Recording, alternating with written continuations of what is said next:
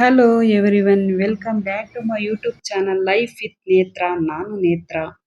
Friends, ಇವತ್ತಿನ topic ಬಂದು ಏನು ಗೊತ್ತಾ? ಡಿಪೆಂಡ್ ಆಗಬಾರ್ದು. ನಾವು ಯಾರ ಮೇಲೂ ಡಿಪೆಂಡ್ ಆಗಬಾರ್ದು ಅನ್ನೋ ಟಾಪಿಕ್ ತೊಗೊಂಡು ಬಂದಿದ್ದೀನಿ. ಬನ್ನಿ ತಡ ಮಾಡದೆ ವಿತೌಟ್ ಡಿಲೇ ಅದ್ರ ಬಗ್ಗೆ ಮಾತಾಡೋಣ.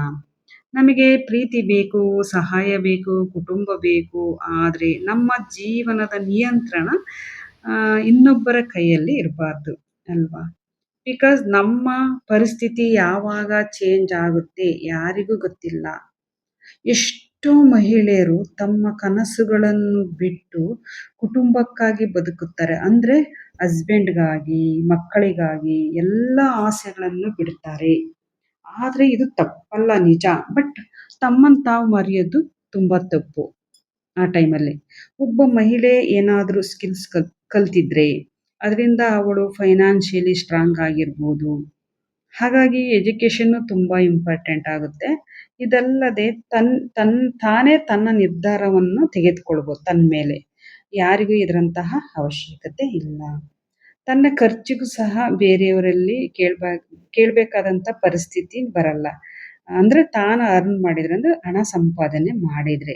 ಈ ಚಿಕ್ಕ ಪುಟ್ಟ ಖರ್ಚುಗಳಿರ್ತವೆ ಹೆಣ್ಮಕ್ಳಿಗೆ, ಅದನ್ನು ಕೇಳೋಕ್ಕೂ ಮುಜುಗರ ಅನಿಸುತ್ತೆ. ಸಣ್ಣ ಸಣ್ಣದೆಲ್ಲ ಕೇಳೋಕ್ಕೂ ಮುಜುಗರ ಅನಿಸುತ್ತೆ. ಹಸ್ಬೆಂಡ್ ಆಗಿರ್ಬೋದು, ತಂದೆ ತಾಯಿನೇ ಆಗಿರ್ಬೋದು, ಕೇಳೋಕ್ಕೆ ತುಂಬ ಬೇಜಾರಾಗುತ್ತೆ. ಇಷ್ಟಕ್ಕೆ ಕೇಳಬೇಕಾ ಅಂತ.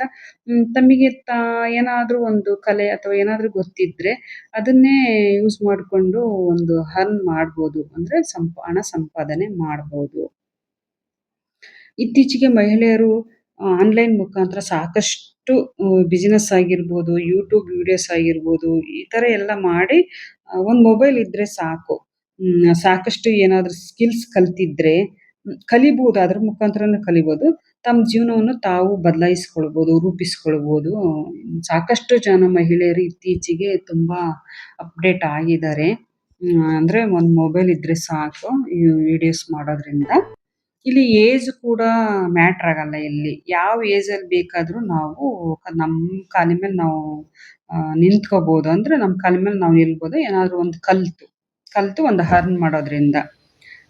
ಮನೆ ಕೆಲಸ ಮಾಡುವಂಥ ಮಹಿಳೆಯರು ಯಾರಿಗೂ ಏನು ಕಡಿಮೆ ಇಲ್ಲ. ಬಟ್ ಅವ್ರಿಗೆ ಆದ ಒಂದು ಸ್ವಂತ ಐಡೆಂಟಿಟಿ ಇದ್ದರೆ ತುಂಬ ಚೆನ್ನಾಗಿರುತ್ತೆ. ಅದು ತುಂಬ ದೊಡ್ಡ ಕೆಲಸನೇ. ಅದಕ್ಕೇನು ಸ್ಯಾಲ್ರಿ ಇಲ್ಲ ಅನ್ನೋದೊಂದು ಬಿಟ್ಟರೆ ಅದು ದೊಡ್ಡ ಕೆಲಸನೇ. ಅಷ್ಟು ಸುಲಭದ ಮಾತಲ್ಲ ಕುಟುಂಬವನ್ನು ನಿಭಾಯಿಸೋದು. ಯಾರ ಮೇಲೂ ಡಿಪೆಂಡ್ ಆಗದೆ ತಾನು ನಾನು ಅದನ್ನು ಮಾಡಬಲ್ಲೆ, ಐ ಕ್ಯಾನ್ ಡೂ ಇಟ್, ನಾನು ಅದನ್ನು ಮಾಡಬಲ್ಲೆ ಅನ್ನೋ ಮೈಂಡ್‌ಸೆಟ್ ಇರಬೇಕು ಮಹಿಳೆಗೆ ಅಥವಾ ಹೌಸ್ ವೈಫ್‌ಗೆ. ಮಹಿಳೆ ಎಮೋಷ್ನಲಿ, ಫೈನಾನ್ಷಿಯಲಿ, ಮೆಂಟಲಿ, ಸ್ಪಿರಿಚುಯಲಿ ಎಲ್ಲದರಲ್ಲೂ ಸ್ಟ್ರಾಂಗ್ ಆಗಿರಬೇಕು ಅಂತ ನನ್ನ ಅಭಿಪ್ರಾಯ ಅಲ್ವಾ? ಜೀವನದಲ್ಲಿ ಕೆಲವರು ಬರ್ತಾರೆ, ಕೆಲವರು ಹೋಗ್ತಾರೆ. ಆದರೆ ನಮ್ಮ ಜೊತೆ ಕೊನೆಯವರೆಗೂ ಇರುವವರು ಯಾರು? ನಾವೇ ತಾನೇ. ನಾವು ಮಾತ್ರ ನಮ್ಮ ಜೊತೆಗಿರ್ತೀವಿ. ಸೊ, ಯಾರನ್ನು ನಾವು ನಂಬಿ ಜೀವನವನ್ನು ಮಾಡಬಾರ್ದು. ಅದಕ್ಕಾಗಿ ನಾವು self care, self love, health ಬಗ್ಗೆ ಆಗಿರ್ಬೋದು, ನಮ್ಮ ಡ್ರೀಮ್ಸ್ ಎಲ್ಲವೂ ನಮಗೆ ತುಂಬ ಇಂಪಾರ್ಟೆಂಟ್ ಅಲ್ವಾ ಫ್ರೆಂಡ್ಸ್? ನಮ್ಮ ಗ್ರೋತ್ ಮೇಲೆ ನಾವು ತುಂಬ ಗಮನ ಕೊಡಬೇಕಂದ್ರೆ ಫೋಕಸ್ ಮಾಡಬೇಕು. ಯಾರ ಮೇಲೂ ನಾವು ನಿಜವಾಗ್ಲೂ ಡಿಪೆಂಡ್ ಆಗಲೇಬಾರ್ದು. ಮತ್ತು ಇದ್ರ ಜೊತೆಗೆ ಇನ್ನೊಂದು ಏನು ಗೊತ್ತಾ? ಕಂಪ್ಯಾರಿಸನ್ನು. ಅದನ್ನು ಮಾತ್ರ ಬಿಡಬೇಕು. ಈಗ ದೊಡ್ಡದಾಗಿ ಸಂಪಾದನೆ ಮಾಡ್ತಾರಲ್ಲ, ಅವ್ರ ಜೊತೆ ನಾವು ಕಂಪೇರ್ ಮಾಡ್ಕೊಂಡ್ರೆ ಆಗಲ್ಲ.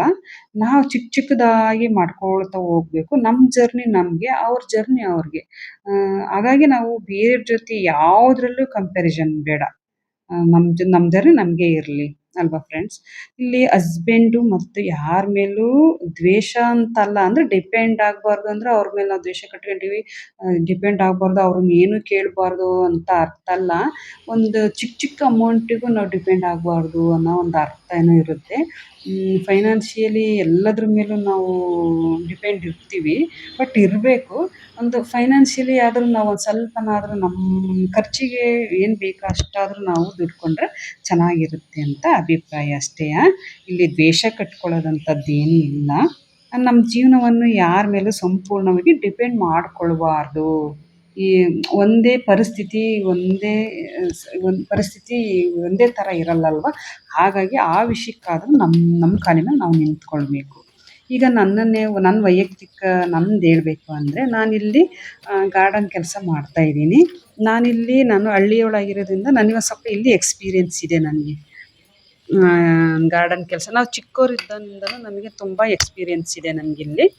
ನಾವು ಮುಂಚೆ ಎಲ್ಲ ಮಾಡ್ತಾಯಿದ್ವಿ. ನಾವು ಹೂವಿನ ಗಿಡಗಳನ್ನ ಬೆಳೆಸೋದು, ಹಾಕೋದೆಲ್ಲ ತುಂಬ ಇಂಟ್ರೆಸ್ಟ್ ಇರೋದ್ರಿಂದ, ಅದು ಸ್ವಲ್ಪ ಎಕ್ಸ್ಪೀರಿಯನ್ಸ್ ಇರೋದ್ರಿಂದ ನಾನಿಲ್ಲಿ ಒಂದು ಹೂವಿನ ಗಿಡ ಹಾಕಬೇಕು, ದಾಸವಾಳ ಗಿಡ ಅಂತೇಳಿ ತೆಗಿತಾ ಇದ್ದೀನಿ, ಅಲ್ಲಿ ಗುಣಿ ಮಾಡ್ತಾಯಿದ್ದೀನಿ ಒಂದು ಗುದ್ಲಿ ತಗೊಂಡು.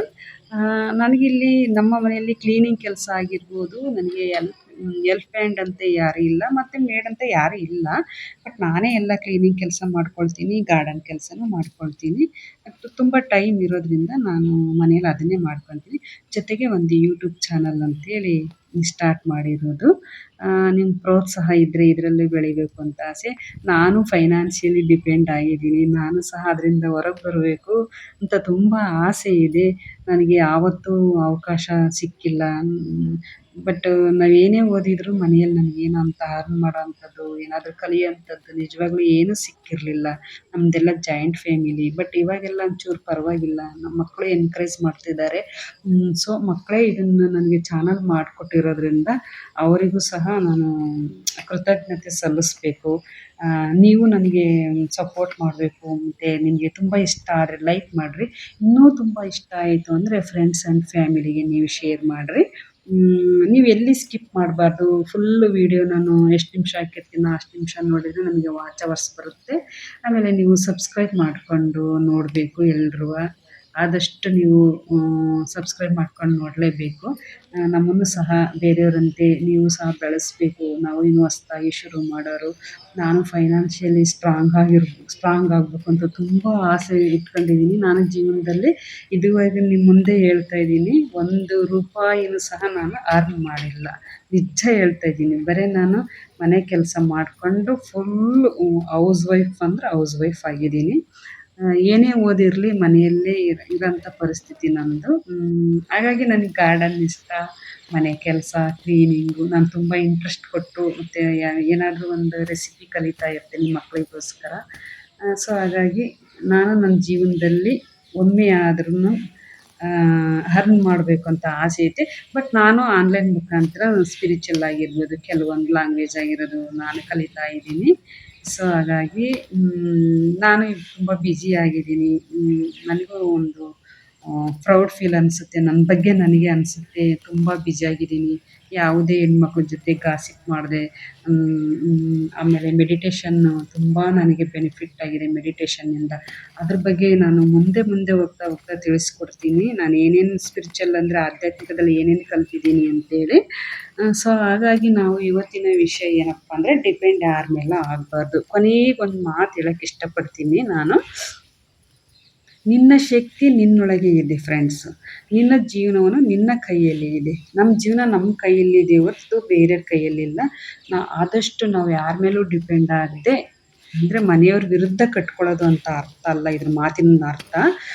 ಸ್ವಲ್ಪನಾದರೂ ಸ್ವಲ್ಪ ಅರ್ನ್ ಮಾಡಬೇಕು. ನಮ್ಮ ಮೇಲೆ ನಾವೇ ನಮ್ಮ ಕೆಲಸಗಳನ್ನ ನಾವೇ ಮಾಡ್ಕೋಬೇಕು. ಆದಷ್ಟು ಡಿಪೆಂಡ್ ಆಗೋದನ್ನು ಕಡಿಮೆ ಮಾಡಬೇಕು. ಫುಲ್ ಈ ವಿಡಿಯೋ ನೋಡಿದ್ದಕ್ಕಾಗಿ ನಿಮಗೆ ತುಂಬ ಧನ್ಯವಾದಗಳು. ನೆಕ್ಸ್ಟ್ ಇಂಥದ್ದೇ ಇನ್ನೊಂದು ಇಂಟ್ರೆಸ್ಟಿಂಗ್ ವಿಡಿಯೋದೊಂದಿಗೆ ಮತ್ತೆ ಬರ್ತೀನಿ. ಎಲ್ಲಿ ಸ್ಕಿಪ್ ಮಾಡಬೇಡಿ ಪ್ಲೀಸ್. ಎಲ್ಲ ನಾನು ಹಾಕಿರುವಂಥ ವೀಡಿಯೋಸ್ಗಳನ್ನು ನೋಡಿ ಸಬ್ಸ್ಕ್ರೈಬ್ ಮಾಡ್ಕೊಂಡಿರೋರು ಸಹ ಕಂಪ್ಲೀಟಾಗಿ ವಿಡಿಯೋ ನೋಡ್ತಾ ಇಲ್ಲ.